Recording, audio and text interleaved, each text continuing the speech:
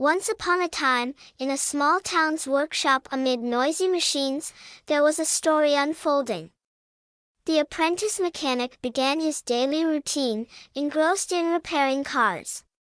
However, one day, a car entering the workshop would completely change his routine. When the doorbell rang, the apprentice mechanic felt a fire ignite within his heart. Behind the door appeared a young girl with flowing waves of hair and a long skirt.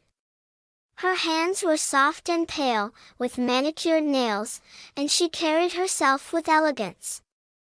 The apprentice mechanic, upon seeing the young girl, felt his heart race, and his hopeful eyes admired her beauty. As the car was being repaired, a connection formed between the apprentice mechanic and the young girl.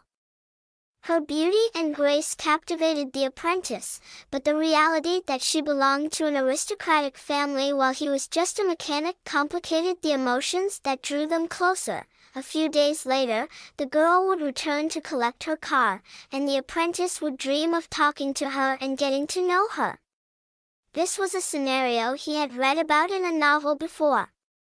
The young man wanted to make the dream from the novel a reality.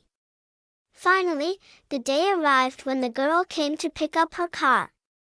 When she entered, time seemed to stand still. The young man couldn't take his eyes off her. Later, he opened the car door for her to get in, and at that moment, the girl's eyebrows raised in a crescent shape. And she angrily asked, "Who is this ruffian?" She then got into her car and drove away, leaving the area covered in car smoke. Tears of disappointment welled up in the young man's eyes. Later, his mentor arrived and said, "Forget about novels. You're a worker, stay a worker, wear your overalls."